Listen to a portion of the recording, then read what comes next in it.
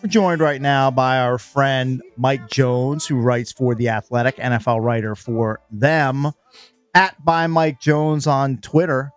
Which, by the way, Mike, good morning. It looks like you're phasing out your Twitter profile. He You're heading is. over to like Blue Sky. Is that Yeah, correct? I mean, I'm still on Twitter probably till the end of the year, but we're moving over to Blue Sky. But I'm doing both for right now. But yeah, come on over to Blue Sky and interact with me there. I'm tired of all the craziness of Twitter, all the meanness, the nastiness, and all the political stuff. So hopefully we can have some football, talk football, and nothing else on Blue Sky. Very good. All right, well, let's talk football then. You tweeted about 22 hours ago, NFL Week 12 takeaways. Is the Commander offense collapsing? A head-scratching loss to the Cowboys when they were 10.5 point favorites at home. This is a game that the Commanders should have won if the offense was clicking until late in the game. Talk about the Commanders offense and what you and some of your colleagues at The Athletic are seeing. Yeah, I really wish that there wasn't, that we knew for sure how much of Jaden Daniels' rib injury from, what was that, a month ago now? How much is that impacting him or not? Because then that would kind of give us a more definitive answer on if this offense is sputtering because of that or because Cliff Kingsbury can't develop a counterpunch. If you look at his history, when he was at Texas Tech, when he was at Arizona, and now in Washington, first half of the season starts off strong. Second half of the season, it's like the production really drops off. And I know when he was a head coach and I was asking people, they would say that it normally took about half of the season for defenses to catch on to what he was doing. And then once they did, it was like he didn't know how to throw some type of counterpunch or further evolve his offense. And he was asked about this last week, and he was like, well, I don't know. I'd have to see, like, what you guys are talking about, what history you're talking about. Well, I mean, dude, you got to know. So we've got to see That was now. weird. I didn't understand that.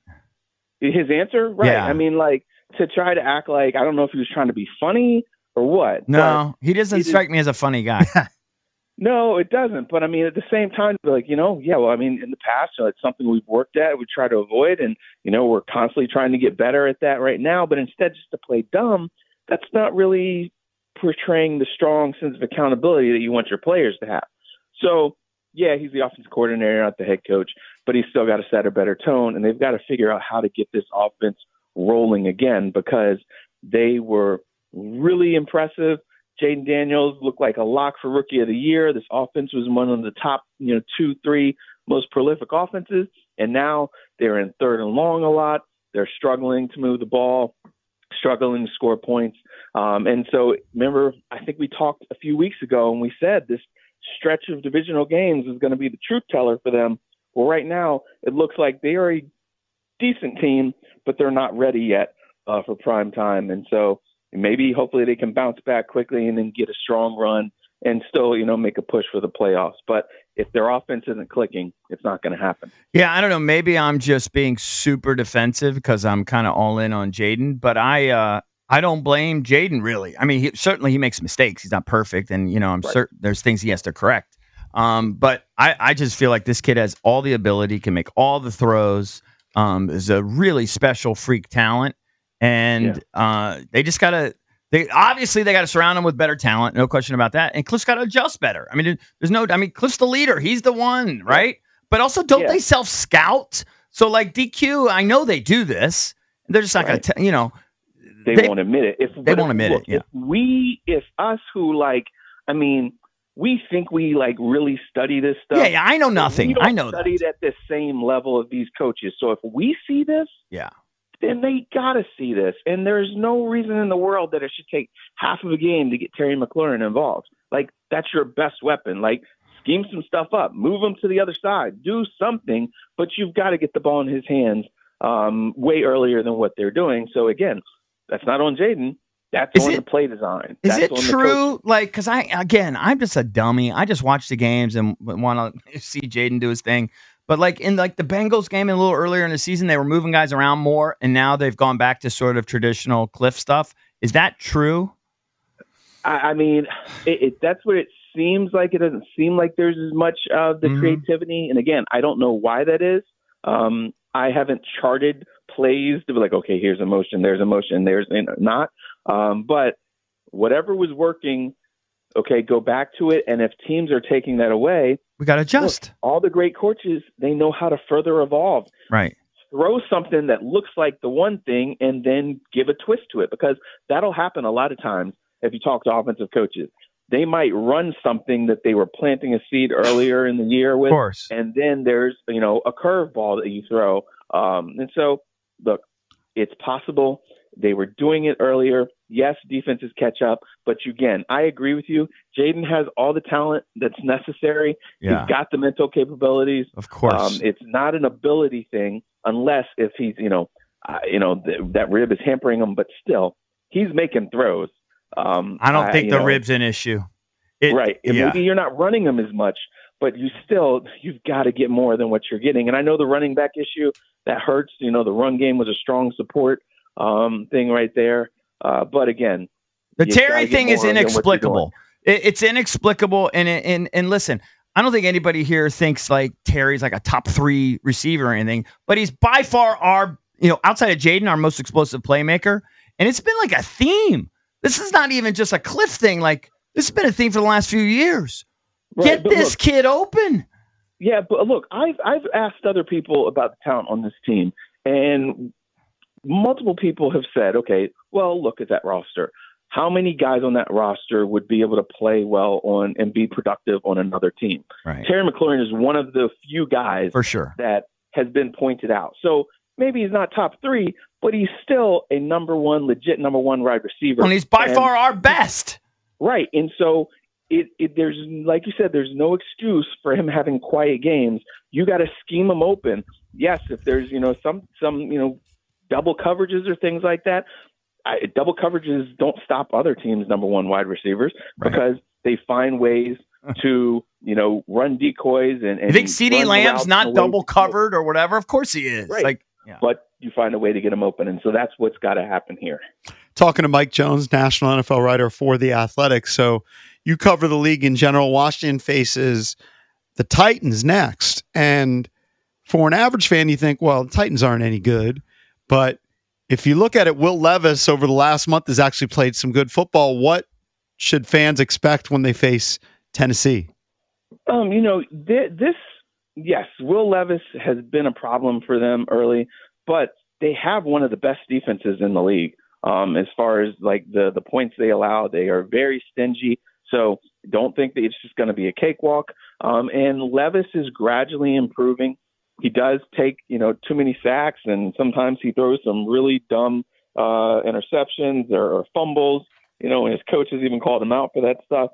But I see his confidence improving and his decision-making improving, and that was a big win for them last week to beat the Texans, who were the favorites to win their division. So you're going to see a team that's got a lot of confidence, that's coming in, that's riding high, and so it's going to be a tough matchup. You got to get after them. They have talented wide receivers, and Calvin Ridley leading the way.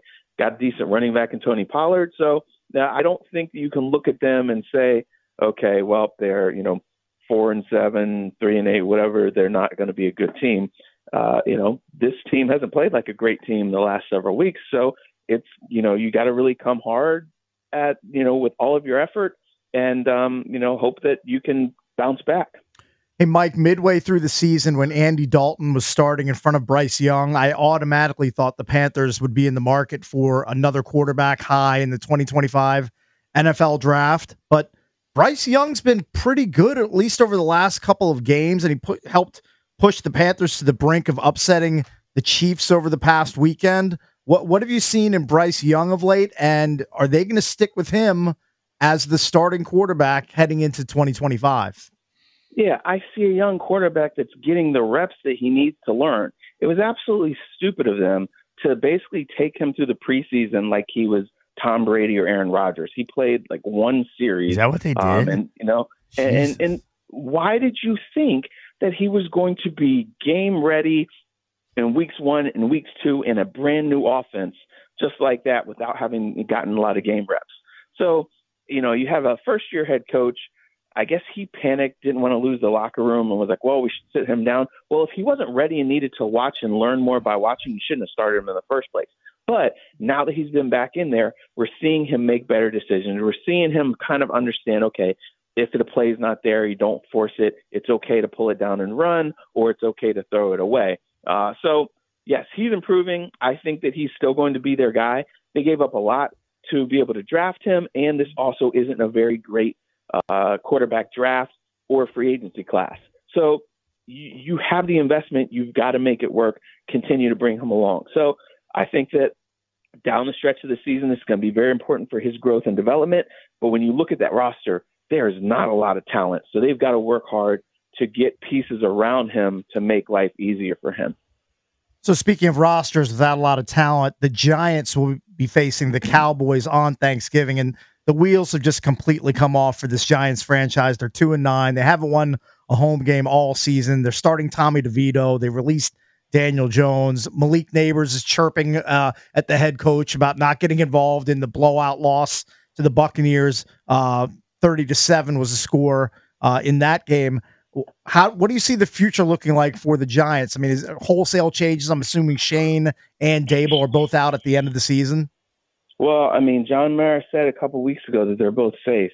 And I've been asking around, and people point to that, but they also say, but I mean, this is a really uninspired football team. Maybe Mara didn't expect it was going to get this bad, and he might change his mind and make a change there. We don't know, but obviously they are a team that does not have a lot of talent.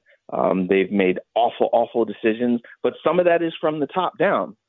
They didn't really try hard to keep Saquon Barkley. We all saw the Hard Knocks. It was basically like, this is your rope to hang yourself with now.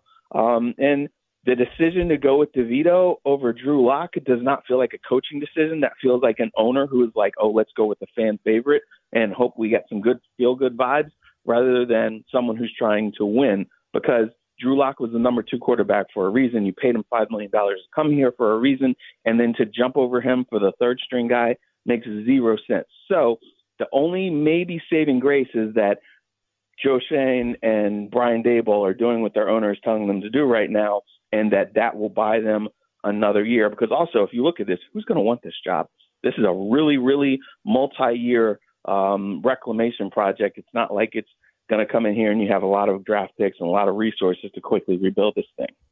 Hey, Mike, for most of my adult life on Thanksgiving, the first game, you sit down, you're like, oh man, football's starting at 12:30, but then you're like, but I have to watch the Lions play. And I love tradition. I'll always embrace the Lions playing, but for so many years, it's just like you have to endure through just a bad football game. Well, that's not the case anymore. These Lions are 10-1. They've won all of their road games. They can beat you in a variety of different ways. Like if you defend the run, then Goff's going to pick you apart. If you defend the pass more, then Monty and Jahmyr Gibbs are just going to slice and dice you out of the backfield. Like that is a really impressive team, and we're going to see them taking on the Bears in what should be a pretty fun start to your Thanksgiving NFL day. Yeah, divisional game, you can always kind of throw the records out. It should be, a hotly contested match, for a while until, probably the Lions pull away. They are just, I was skeptical early in the year. I'm like, yeah, they made it to the NFC Championship game, but pump the brakes, everybody. Super Bowl contenders, but man, they just have gotten even better than they were last year. Like you said, they can basically come at you any kind of way that they want. You take one thing away, they're going to go at you the other way. Their defense didn't miss a beat when you lose Aiden Hutchinson. How in the world is that possible? They and the Eagles, I think, are on a collision course for the NFC Championship game. And I think it should be a pretty good battle. But first, yes, Chicago, and it's going to be a treat to start off Turkey Day with them. Well, Mike, have a great Thanksgiving. It's great catching up with you. We'll talk to you again soon. It's hard to believe we're already heading into week 13 of the NFL season. It goes really fast, man. Yep, it goes quick. Happy Thanksgiving to you guys. Yeah, you too, same buddy. To you. Enjoy.